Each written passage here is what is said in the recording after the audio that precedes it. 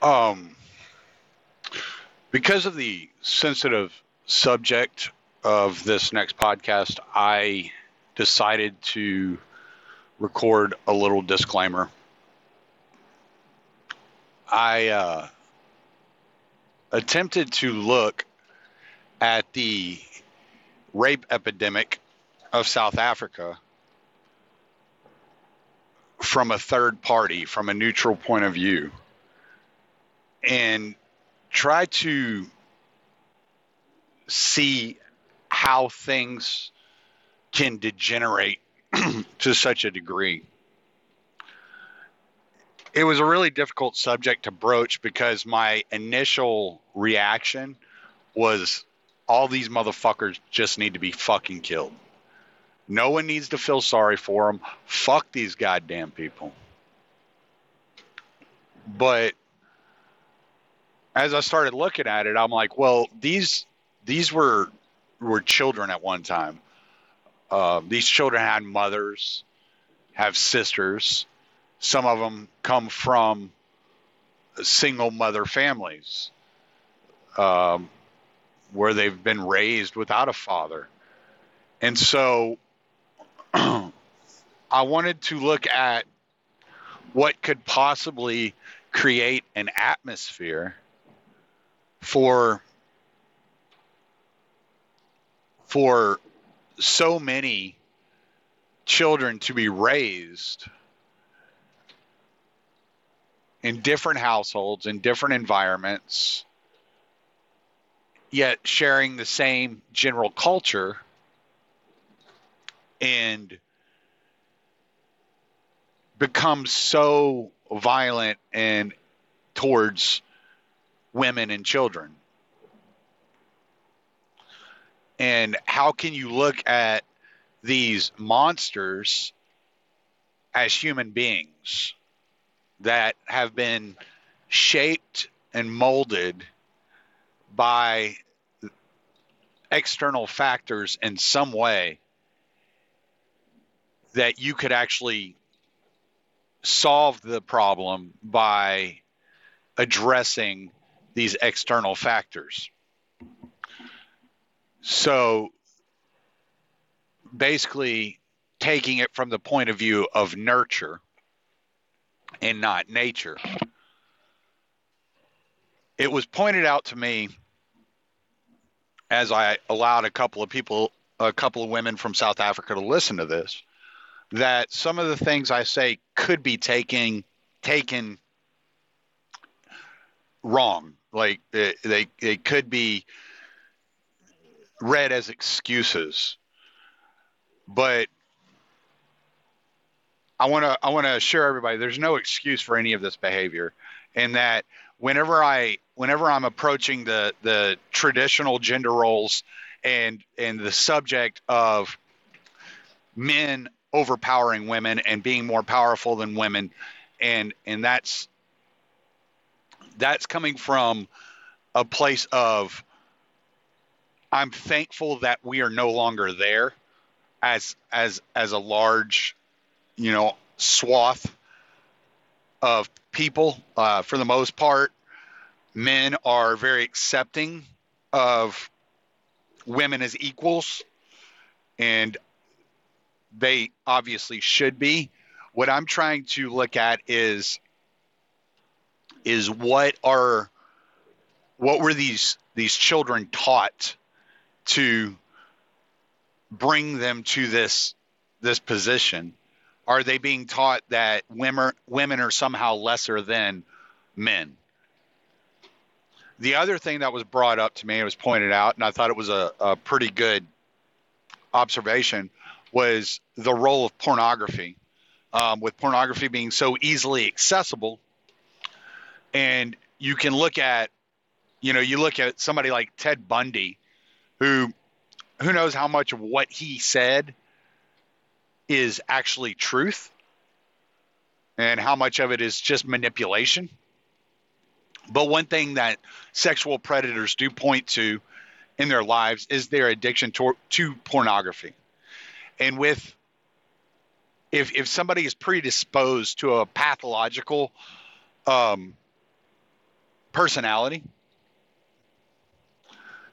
and they've grown up in a very violent area, as South Africa happens to be very violent, then those pathologies, that addiction to pornography, the access to bondage and fetishes and this, that, and the other, as well as the environment of violence that surrounds them, that they've been raised in, could very well lead them into positions of becoming rapists.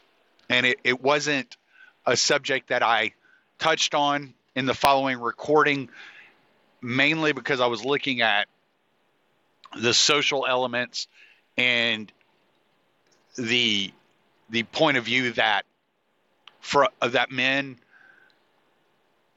have this desire, this need to be the caretakers and to provide security.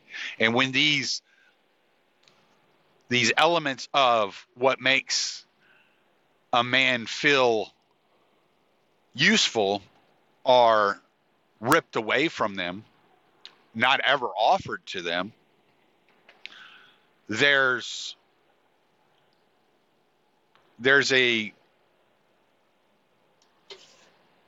an emptiness, and that a void that they're trying to fill. But I know this doesn't explain everything.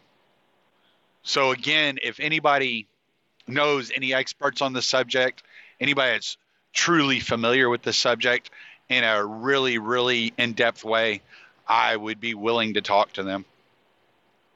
Anyways, I hope you enjoy this episode. I'm sure not everybody's going to like what I have to say. I'm sure I'm going to be misinterpreted on many occasions. And I'm telling you right now, I'm not going to fucking defend myself. So think what you want, say what you want, scream and shout. I ain't mad at you. Enjoy yourself. Like, I'm Tommy Salmons. This is year 0. My wife has asked me to talk about this subject a couple of times. Anybody knows anybody that's an expert on the subject, please have them get in touch with me. I would love to interview them about this. But I just want to give kind of a breakdown of what I'm thinking is going on in South Africa at the moment. If you're on social media, you've probably seen the posts and the tweets about all the rapes and murders that have been taking place in South Africa, a lot of violence against women and children. I read a statistic today that says every 26 seconds, either a woman or child is raped. There was a story about a 19-year-old girl who visited the post office in Cape Town, and she was murdered by a 42-year-old man. She was raped and murdered there in the post office next door to a police station, and her body was dumped and later found.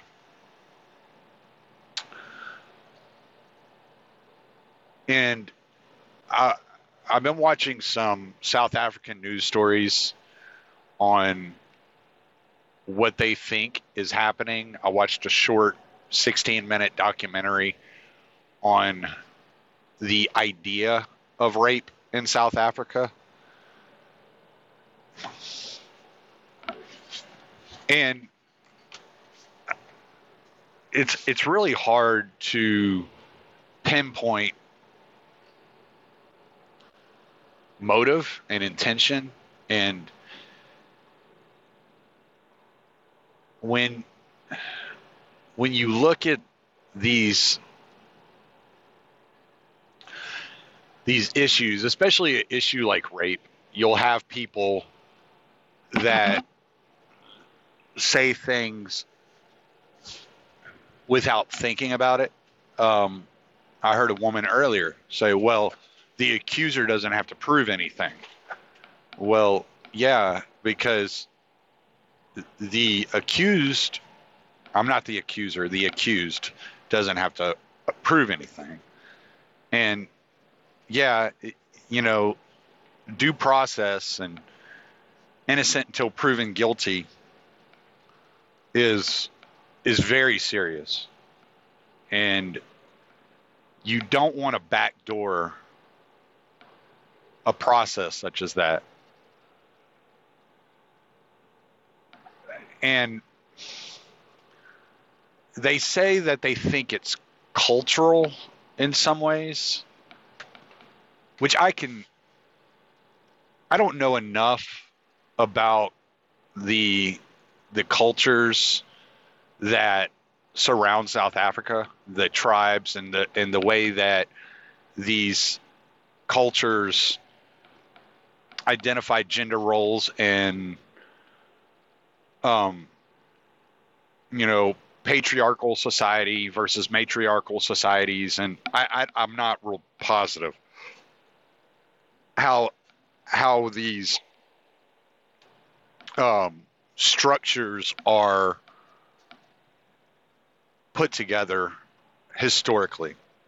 What I can say is, from a deep historical precedent, just looking at the Western philosophy of gender roles and gender in society,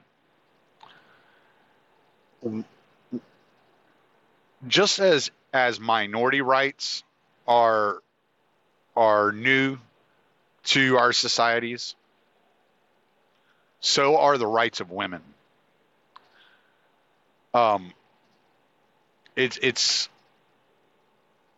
It's evident when you look into like Christianity and Judaism, Islam, and all these religions that historically women were submissive and they were to serve their husbands.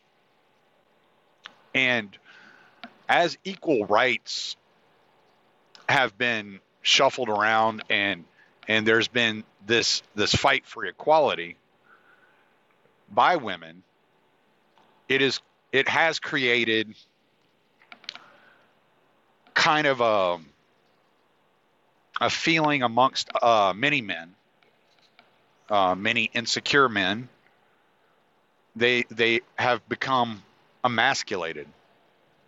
They feel powerless because a lot of men that grow up in poverty, and which I'll touch on this in a minute, but a lot of men that grow up in poverty, the only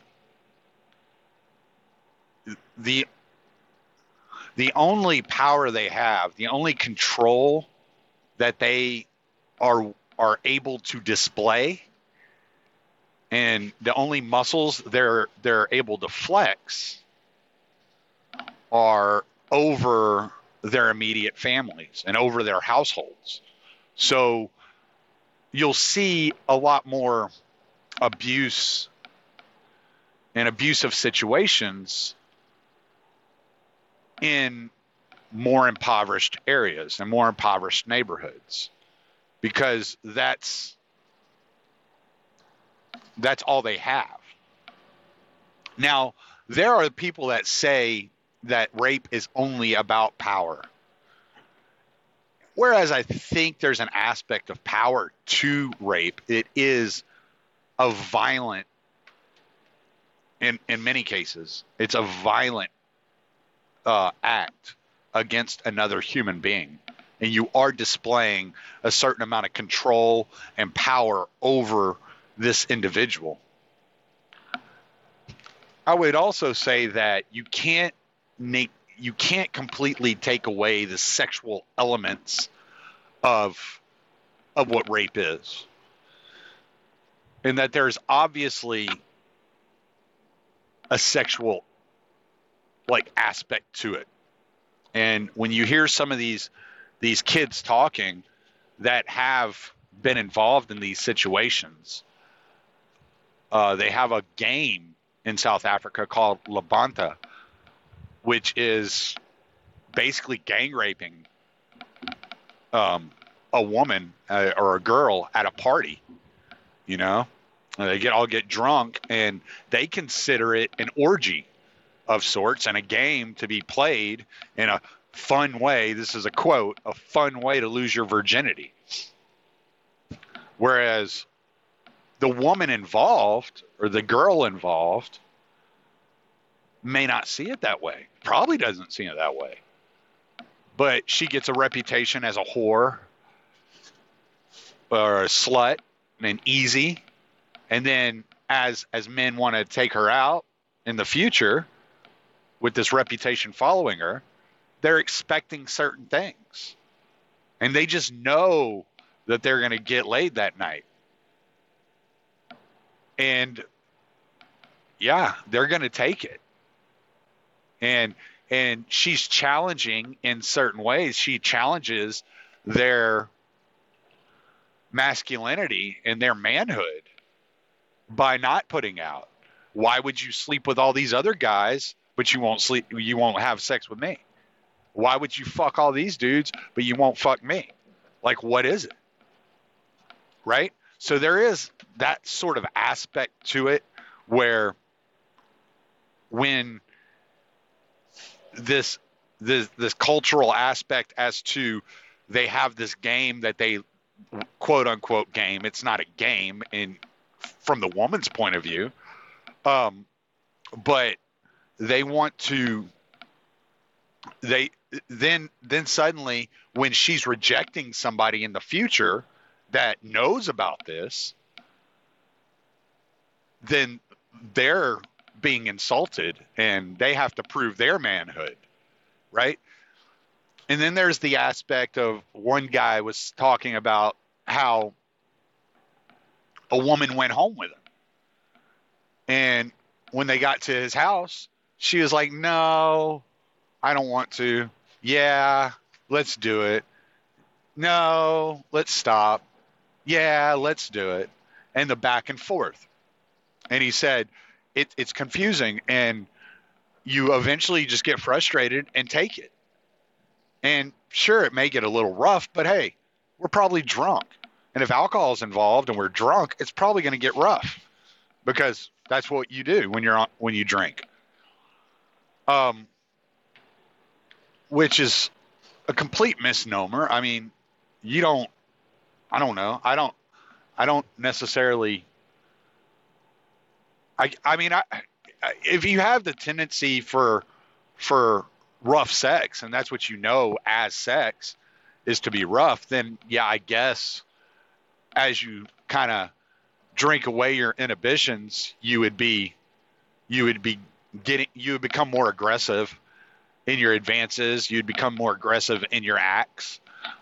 But I'm not real certain that that's a guarantee for everybody that sex is supposed to get rough, when you drink.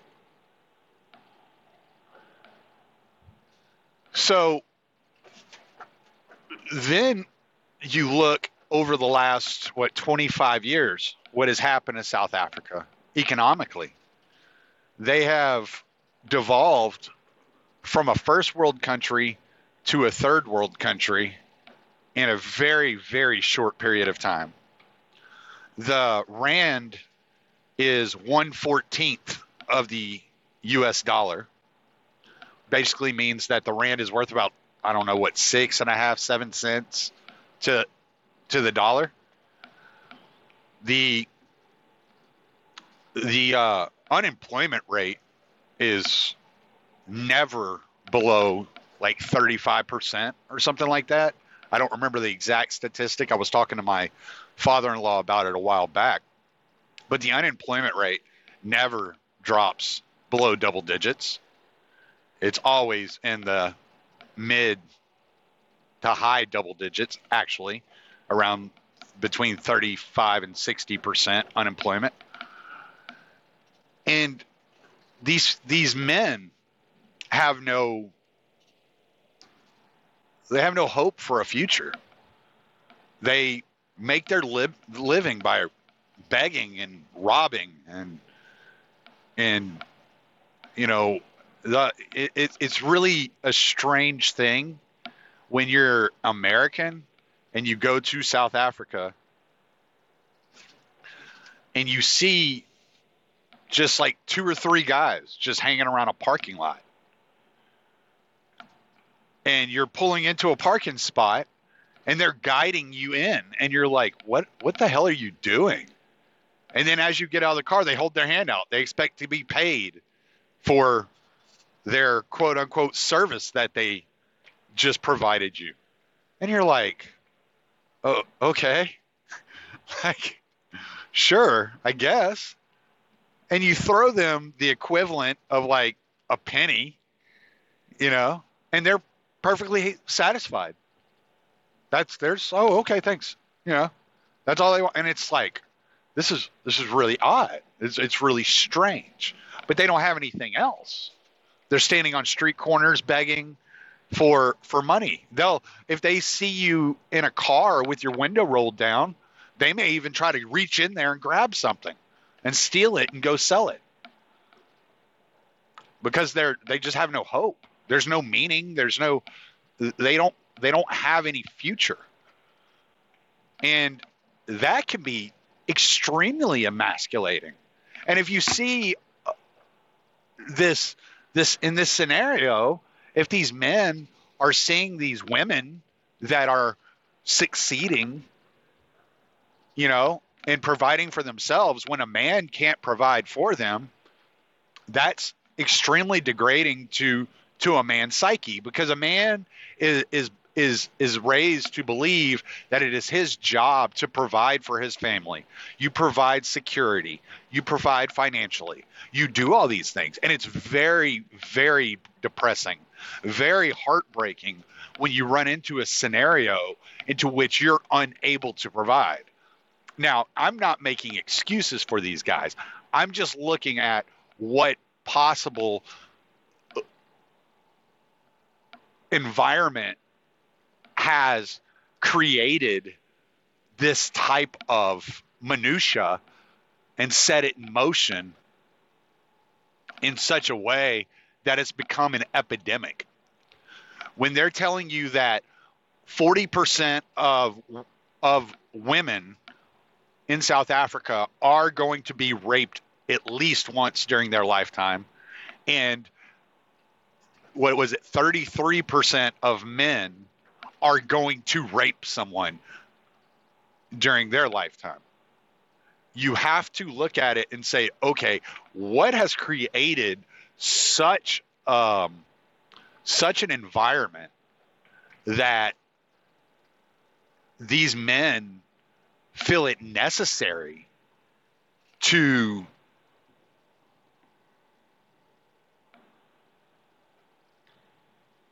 rob a woman of agency over her own body. And I can't help but think that there's some sort of emasculated tendency, some instinct, some animalistic instinct deep inside of a man to flex his power and control over a situation. And maybe, I don't know, maybe there's this something in these people's psyche that's causing this, that's leading them to this, as if this is the only way I can prove that I am a man. This is the only way I can show how strong I am, or impress my friends, because I took that shit. They didn't want to give it to me. I took that shit, right? And men have a tendency to depend on their their will and their just sheer perseverance to overcome obstacles in life. And as life is throwing these challenges out, men are like, propping themselves up against the wall and just pushing off and just fighting head first and overcoming these obstacles by destroying the obstacle in their path. And they get this gratitude and this internal fulfillment from overcoming obstacles. And when you're in a situation where you can't get a job and where you can't pay your bills and where you can't provide for a family and you can't take care of a woman and you can't show your manhood in any other way, is there a possibility that your mind flips to, well, I can overcome this obstacle. I can take this shit for myself, right? Because I can't take control of my life. I can't take control of my financial situation, but I can certainly take control of this situation. And so it's almost as if you dehumanize the other person and you make them look as you're in your own eyes, you're viewing their hesitancy to have sex with you as the obstacle you must overcome. And you're not thinking about the victim that you're creating and the victimhood that you're creating. You are just trying to reach some sort of fulfillment within yourself. And as you're pursuing this fulfillment in yourself and overcoming this obstacle that's in front of you, you are victimizing another human being. So there's that aspect, that aspect of displaying manhood by overcoming obstacles, and this psychological trauma that the inability to provide and to take control of your own life may play into this as a whole. But another important aspect that I saw when I was looking into this is the amount of fatherless children in South Africa.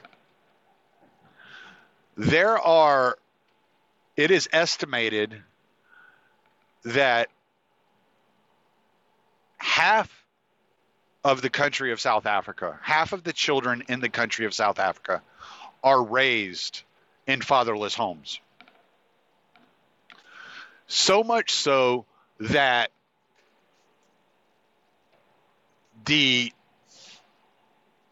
that South Africa has been dubbed the fatherless country.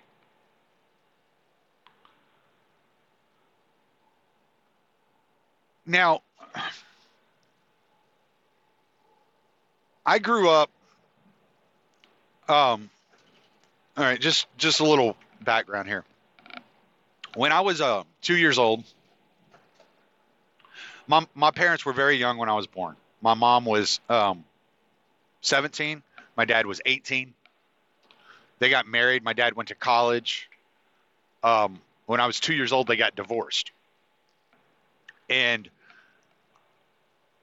between the age of 2 and 6, my mom was married one other time, in which she gave birth to my half brother. But there were periods of other relationships and her dragging me around into other situations. And she's very open and honest about this. And I don't believe I'm saying anything that's going to like hurt her feelings. But there were relationships that I know were abusive for her and for me, right? And then she got back together with my father at the age of 6 when I was 6 years old, and they were married a second time, and then that I mean that's still to this day they're best friends. They're have a wonderful relationship, and I admire my parents greatly for their relationship, especially. Not to mention all the obstacles they overcame. Um, so in this process, I even if I don't like remember every little detail and everything extremely specifically, I witnessed the good and the bad of how to treat a woman and a child, right? And these children raised with no father don't see how a father treats a wife or a mother. You don't see how a husband treats a wife, and how a husband also serves the family in many ways. And you don't you don't get that gentle aspect of a man, and how gentle a true man. Now, I'm not talking about an abusive individual, but a real man, how gentle they are to their spouse and to their family. You don't see, you don't have a healthy idea of what masculinity is, and how compassion and understanding and love are very masculine traits in a man.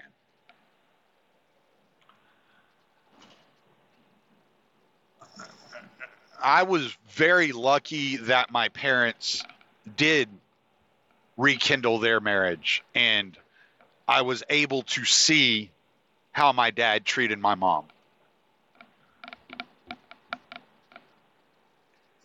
But I can imagine that if your mother, and when you're growing up, your mother is the disciplinarian, the provider, and the caretaker.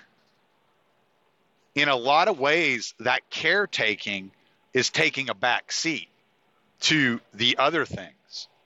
And so you don't get that tenderness from a woman. You don't see how a man expresses tenderness to a woman. And you may grow up being bitter towards women, or feeling like you have to overcompensate and overpower women. And in order to get what you want from women, you may feel like you have to just take it from them. There may be a type of anger towards the opposite sex. Because when a man, when in a traditional household, and we're not talking nuclear family, but in a traditional household, you would have an extended family involved. You would have the men teaching the boys how to become men, and how to act as a man, and how to provide, and how to have discipline, how to work, and how to care for a family from a man's perspective. And then you would have the woman as a caretaker, as the more gentle, the one who puts ointment on a wound, and holds you when you cries, or whatever the deal is when you're a child. And the men would teach you how to bottle all that up and turn it into anger. No, I'm just playing. The men would teach you how to be productive and express yourself as a man in a healthy way. Now, this is an idealistic, idea, of what there would be, but you would have your uncles and your grandfather and your father and all these other men around to help you adapt and learn and grow as a man. And when you don't have these positive male role models in your life, then you're uncertain as to what manhood is and what it means to be a man. And you feel this aggression and inside you, which I think all men to an extent have this instinctual aggression inside you, but you don't have an example of how to aim that aggression in a healthy way. And it could very easily lead to an epidemic such as the rape epidemic that we see in South Africa. Now, this is not excusing. I'm not trying to excuse anybody of their actions. What I'm trying to do is look at this from a macro level, though, and say, okay, what happened? For I think it's been like 10 years, South Africa has been the rape capital of the world. Something like that. At some point, you have to step back and you have to say, okay, what exactly happened here? Like, how does this happen? How do you breed generation after generation after generation of rapists? Like, how does this occur? This is not a normal thing, right? So I'm speculating completely, but it seems to me that between the dissolution of the family, the economic downturn of society, the hardships and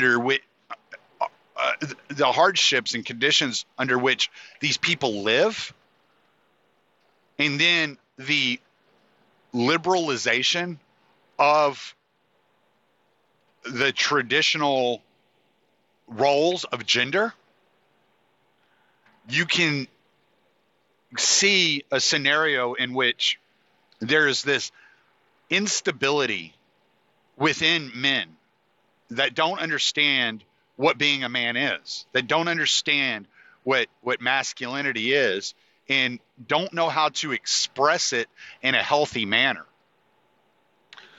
And it creates an unhealthy environment for everyone, right? There's that old saying that men want to say that if mama's happy, everybody's happy. But I think it goes the same way, that if daddy's happy, everybody's happy, right? I think it works both ways. It's a give and take thing. There's this, I wouldn't say compromise, but there's this teamwork. There's this meeting point into which your roles in a relationship and in marriage overlap, and you're working together towards the same goals.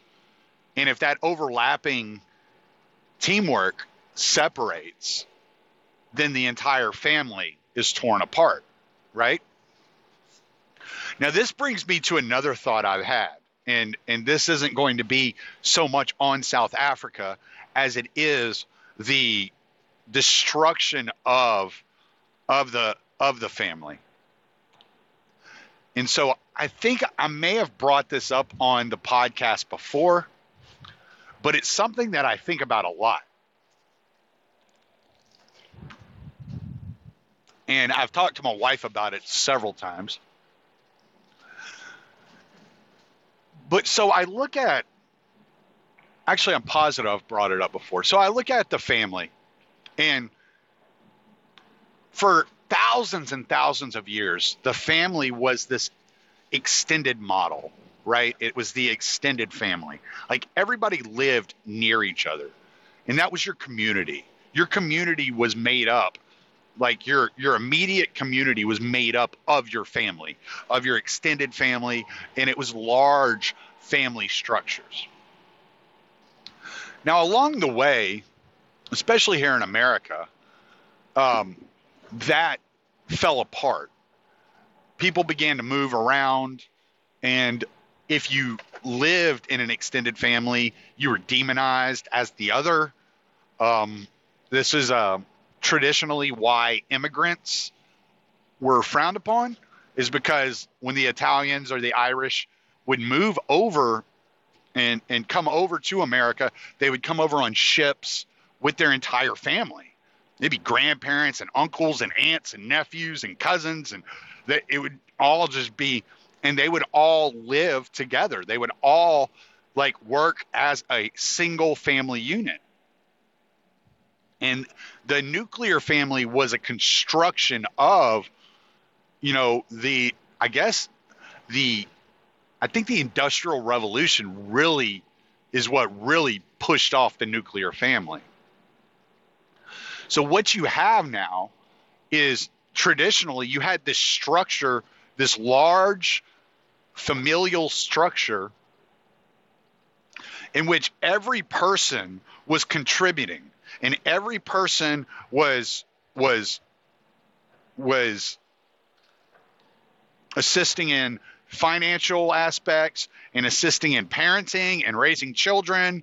And, sometimes you'd be hanging out with Uncle Joe, and sometimes you'd be hanging out with Grandpa Myers, and like there's all these different aspects. So it took a lot of the pressure off of the mom and dad, even though the mom and dad were still mom and dad. But then when the nuclear family kind of where the family devolved into the nuclear family, you have this, now you have what 6 or 7 people were doing, basically 6 or 7 jobs put onto 2 people.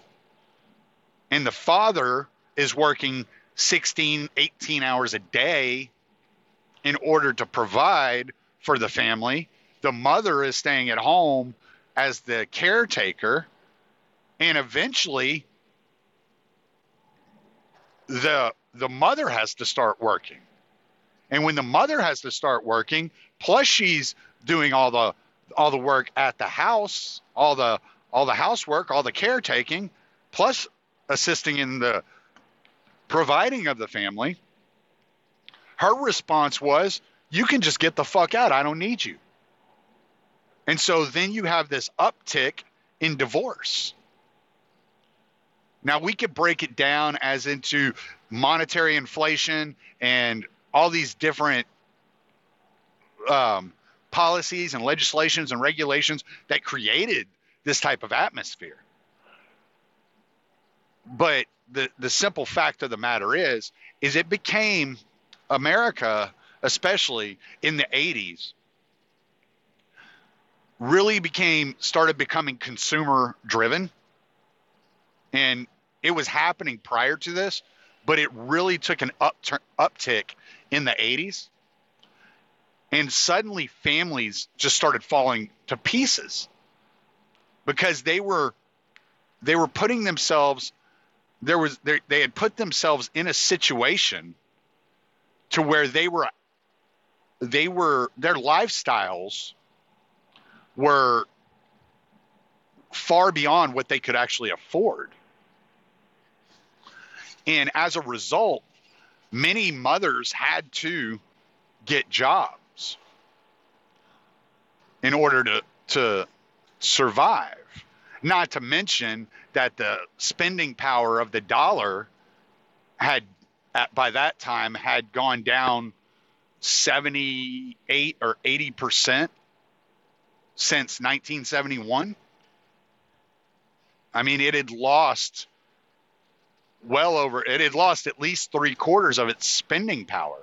If you look at it in 2016, I think was the last statistic I saw, the dollar only has 82% less spending power than it did in 1971. So as they inflated the money supply, you decrease the spending power of the dollar. So even though more people have dollars, the dollars don't go as far. And therefore, in order to acquire more dollars, you have to work more. And you can only work so many hours in a day. So your spouse had to start working more, which means you had to put your children in daycare, which means other people are raising your children on top of them going to public school and being raised by the public school. So you have this complete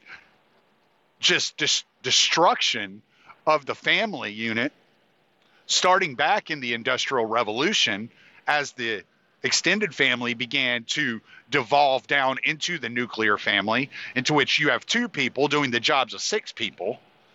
And now these two people are stressed out beyond belief. They can't get along with each other because they never have any time to do anything together. They don't have any time to spend with each other. They can't, and all they're doing is work. And it's finally to the point where it's like, I don't even fucking know you. I don't like you. I don't need you. Like, the only time I see you is either you're sleeping or we're fucking fighting. Like, because we never have any time to care for our own relationship. So fuck this, it's over. So now you got what, a 60% divorce rate in a household, and you have all these children growing up in single parent households, and they don't know how a healthy relationship functions. And you see the same thing in South Africa. That healthy relationship is not being taught to children. So these boys are growing up with no knowledge of what a healthy relationship is. They somehow get it in their head. No matter, I don't know how, I don't know where. They get the idea in their head that they're owed sex, or that they deserve sex, and so they take it. And not only that, then you have a culture on top of that has been pushing this idea for decades. This horrific idea, this disgusting idea that if you come down and contract AIDS, HIV, you may heal yourself. You may fucking rid yourself of this disease by having sex with an infant. So there's this bred in idea that if you are sick, the way to get better is to rape. Or to rape an infant, a child. So there's all these different aspects of what's going on in South Africa. And I can't help but say, okay, this rape epidemic, as horrible as it is a symptom of much larger problems in the country. And this is a systemic problem in the country that can't be fixed by a government that has done nothing but contribute to these problems. This has to be fixed on a family level. This has to be fixed at home. It has to be stopped before it happens. This is the way you're raising your children. This is what they know about interactions with the opposite sex. This is not something the government can move in on and fix. So, from my little knowledge on this topic, this is what I have kind of concluded, or I speculate is going on in South Africa at the moment. I hope that I can get in touch with some people that know some more about what's going on in South Africa, the widespread violence, especially the violence against women and children. And I hope to have somebody on to talk about this in the near future. Thanks for listening. I'm Tommy Salmons. Late.